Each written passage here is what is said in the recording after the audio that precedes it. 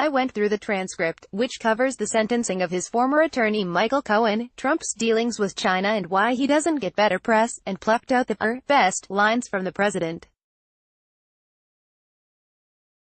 They're below point 1. I don't think, and I have to go check. I don't think they even paid any money to that tabloid.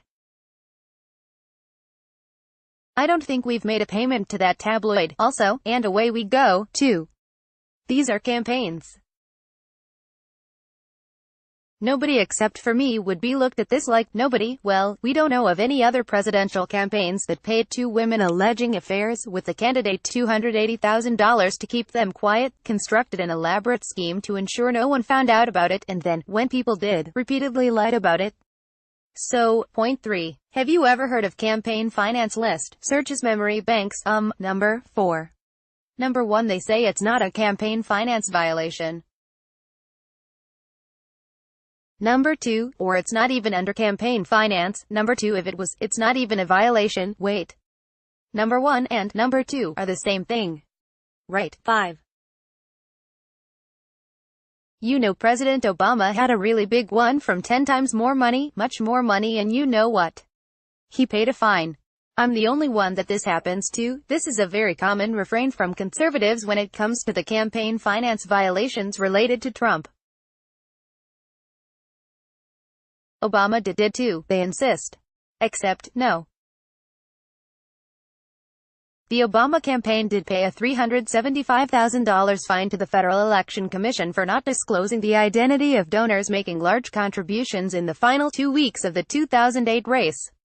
That's clearly wrong, and the fine Obama paid was one of the largest ever levied by the FEC.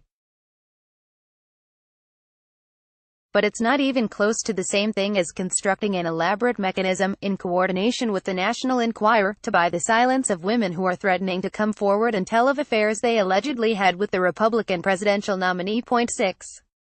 These people writing stories that Trump did nothing wrong, I did nothing wrong, Trump is cherry-picking a very small group of conservative campaign finance lawyers to argue that everyone says that he is innocent of any campaign finance violations. This is not even close to true.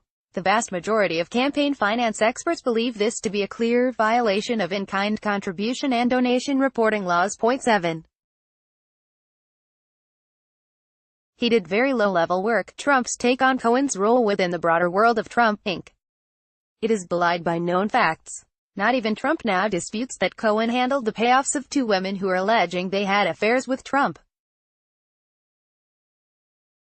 And worth noting, federal prosecutors have said they believe Trump directed and coordinated these efforts. Now ask yourself, would you put a low-level person in charge of handling something this sensitive, not just in your political life but in your personal life as well? And the answer is of course not. Point 8. But he did, so if you'd see him on television, he was okay on television, a good reminder that television is Trump's lens on the world. It's how he views everyone and everything, including, once, Cohen. He liked Cohen because he saw Cohen on TV, and thought Cohen did a good job. Point 9. I did a great job. Trump World Towers, a very tall building right opposite the United Nations, and when you build a building people always get together at the end and they make a settlement with the owner. Two things here. 1. Trump is telling Faulkner that Trump did a great job. 2. Trump World Towers is a very tall building. Some say it is the tallest building. Many people say it actually. Point 10. They put those two charges on to embarrass me. They're not criminal charges. Number 1, the campaign finance charges against Cohen are, of course, criminal charges. And not only has Cohen pleaded guilty to seeking to break campaign finance law, but the Southern District of New York has said they believe that Trump directed and coordinated that effort. Point 11. So what happened is either Cohen or the prosecutors, in order to embarrass me, said, listen, I'm making this deal for reduced time and everything else. Do me a favor, put these two charges on. This provides a fascinating window into Trump's worldview. He is deeply conspiratorial and hugely transactional. As a result, he thinks everyone, including law enforcement, operates the same way he does. That federal prosecutors would risk their careers and the reputation of their office by creating fake charges, and that Cohen would simply plead guilty to those fake charges to lessen his jail time. Also, this should go without saying, there is no evidence for what Trump is alleging. Point 12. I never directed him to do anything wrong.